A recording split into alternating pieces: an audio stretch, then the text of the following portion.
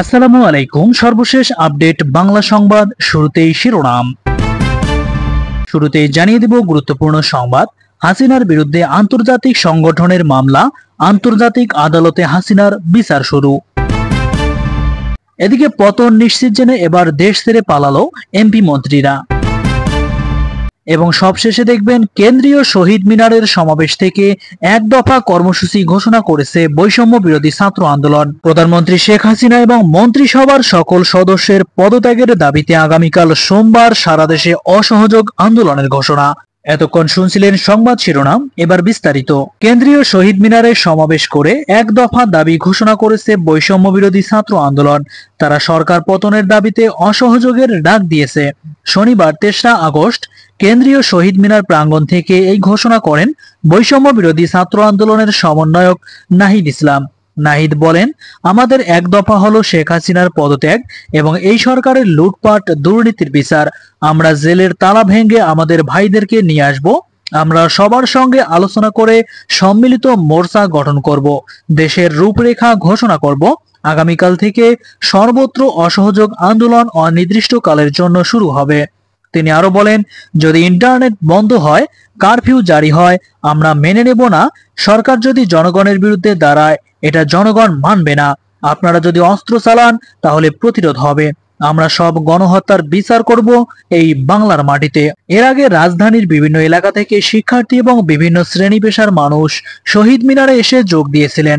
Science lab, Dhanmondi, press club, বিভিন্ন এলাকা থেকে মিছিল নিয়ে শহীদ মিনারে আসেন শিক্ষার্থীরা। কর্মসূচি শেষে সন্ধ্যা 6:30টার দিকে আন্দোলনকারীরা শহীদ মিনার এলাকা থেকে বিভিন্ন দিকে চলে যায়। এ সময় একদল তরুণ ঢাকা বিশ্ববিদ্যালয়ের ভিসির বাসার গেট ভাঙার চেষ্টা করে। অন্যদিকে আন্দোলনকারীদের বিচ্ছিন্নভাবে টিএসসির সামনে, রাজু ভাস্কর্যের সামনে এবং শাহবাগে জড়ো হতে দেখা যায়। এদিকে বাংলাদেশের প্রধানমন্ত্রী শেখ হাসিনা সহ 25 জনের বিরুদ্ধে আন্তর্জাতিক অপরাধ আদালত আইসিসিতে মানবাধিকার লঙ্ঘনের অভিযোগ করেছে দুটি সংগঠন। এগুলো হলো human rights and development of Bangladesh এবং greater Washington DC Bangladeshi American. শনিবার সকালে বিবিসি রেডিওর প্রত্যুষের খবরে একথা জানানো হয়। প্রত্যুষের খবরে বলা হয়, ওই দুই সংগঠনের পক্ষ থেকে প্রধানমন্ত্রী ছাড়াও স্বরাষ্ট্রমন্ত্রী, তথ্যমন্ত্রী, স্বরাষ্ট্র প্রতিমন্ত্রী, আইন প্রতিমন্ত্রী সহ পুলিশের ঊর্ধ্বতন কর্মকর্তার বিরুদ্ধে মামলা দায়ের করা হয়।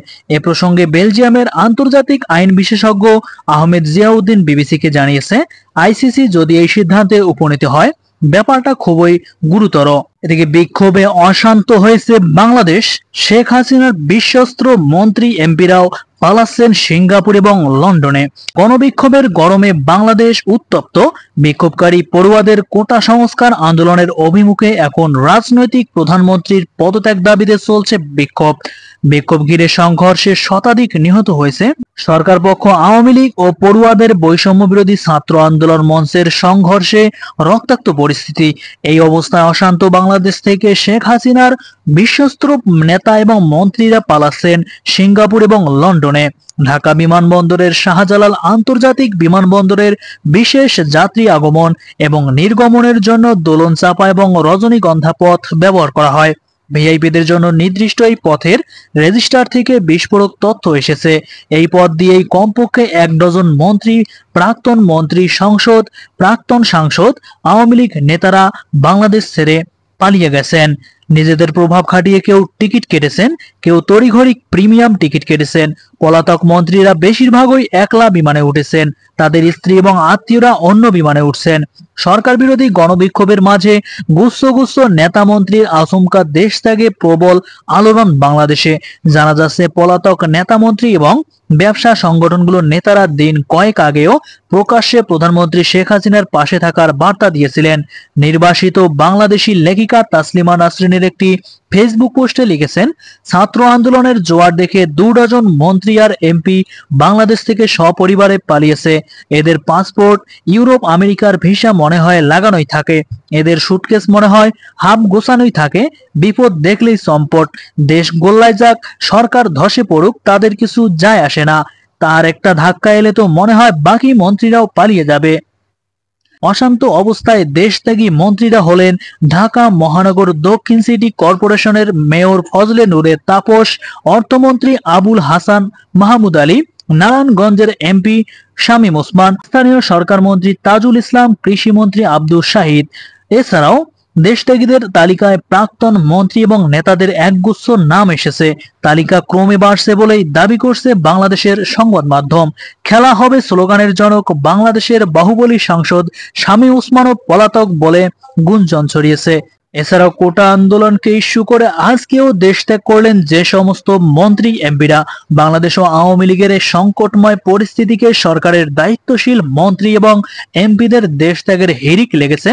তারা নিরাপত্তার খাতিরে বিশ্বের বিভিন্ন প্রান্তে পাড়ি জমিয়েছেন বলে সংশ্লিষ্ট সূত্রে নিশ্চিত হওয়া গেছে।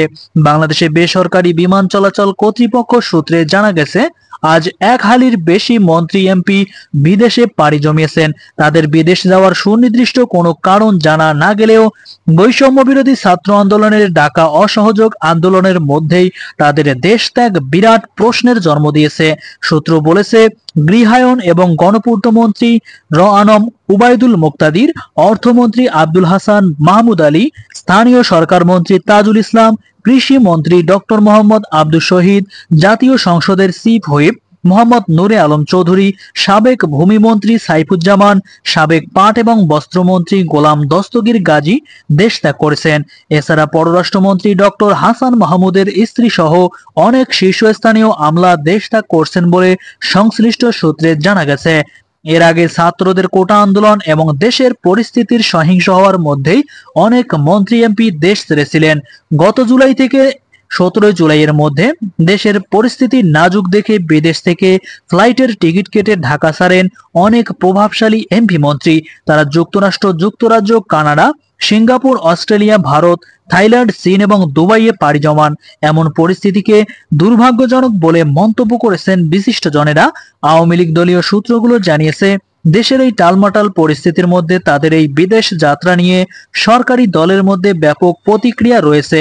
আওয়ামী লীগের সবাই এদের নাম নিয়ে তুমুলই হইচই হয়। প্রিয় বন্ধুগণ, এই ছিল আজকের সর্বশেষ বাংলার আপডেট।